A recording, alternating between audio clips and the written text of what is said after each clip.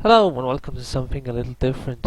Lately I've been playing Pokemon X and Y again, actually, just playing it through again. And this time I made a completely new team compared to the old playthrough, and I really had a lot of fun with these Pokemons that I chose. Now the starter is the Magician Pokemon. It's basically just fire and physic combined into a monster Pokemon that has really high speed, special defense and special attack. This is just amazing for in-game, these three combinations here. You have the speed, so you will always be outspeeding most Pokemons in-game, and the special defense makes you able to at least survive a few hits. Now the only problem is that it will die from rock attacks, which is quite common in-game, but it can kill them pretty fast with physical attacks. That's at least something. I found this starter to be the best of the three you can choose. Florges, because I wanted to use a fairy type, and this has all the stats for a tanky type that can also use Wish. Wish isn't a move it actually learns pretty early on. It's basically just a heal move, but together with the kinda high special defense, really high special defense, and somewhat high enough defense and HP, it can actually survive pretty well and take on a lot of hits, especially special defense.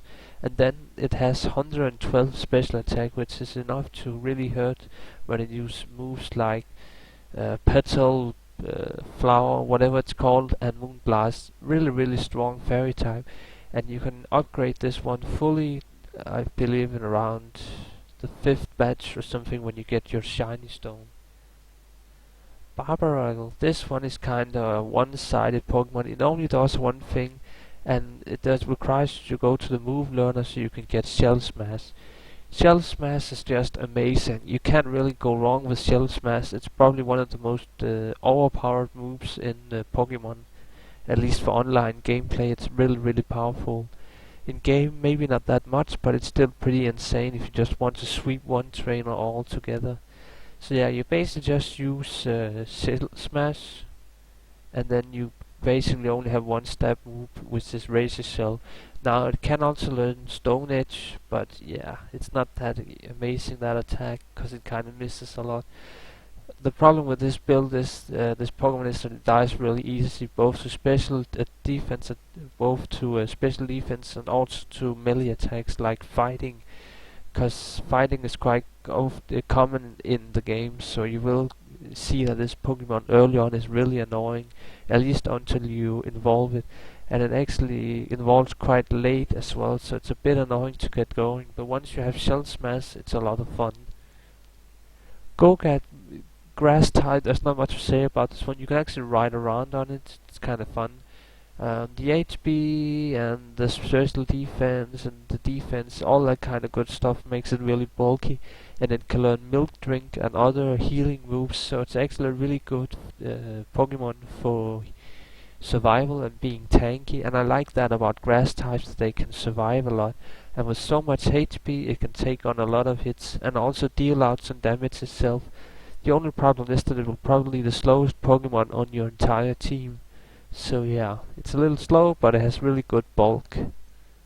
Tyrantrum, you get this one really early on the fossil, but it's kinda annoying until you upgrade it, evolve it, cause it's just so bad in its first form. But once you have it upgraded, it's really strong rock dragon type. Huge attack and defense, almost so much attack you barely can even use it for anything good in game, but yeah. The only problem is that the Rockhead, you should really get it with Rockhead, but Rockhead is the hidden ability, and you can't get hidden abilities in game that easily. So Strong Jaw, and then you can't really use its amazing move that's called Head Smash. But yeah, that's nothing to do about that, you just have to deal with that. But it's a really good Pokemon, and you can get it early on from the Jaw fossil. Hawlucha, this one is just because you need a flying type. You want to have flying on your team at all times. You can't go wrong with this Pokemon because it has a really amazing move. Early on it learns Flying Press. Once it gets Flying Press, it's just so overpowered for in-game. It's a move that I believe only Well, I only believe that, yeah, it's only Hawlucha that learns this so far. It's basically both a fly and fighting move, so it hits a lot of things for super effective. And then later on it learns things like high jump kick, and you can even do sword dance and whatnot. It just has so much going for it. It's maybe not a good Pokemon competitive because it dies really easily and it's not that much attack, but the speed on it and whatnot just makes it for a really good in-game Pokemon when you have to have flying on you. The abilities are kinda crappy for in-game as well, but yeah, you gotta have a fly type on you also so you can beat fly trainers in game. Actually believe I had a problem with fighting fly trainers in the game. They didn't seem to recognize this Pokemon as flying type. I don't know why, but I had some problems with fighting the flying Pokemon trainers in game, so that was a bit annoying. So if you have some problems with that, do let me know, because I can't use them for flying Pokemon trainers, which is kinda a bummer. So yeah, I hope you found this useful, and maybe you will copy my build yourself if you're playing through the game, considering buying the game.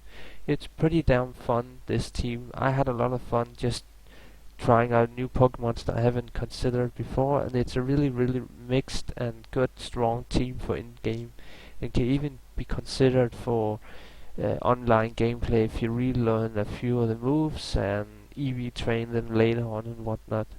So yeah, I hope you found this fun, and goodbye.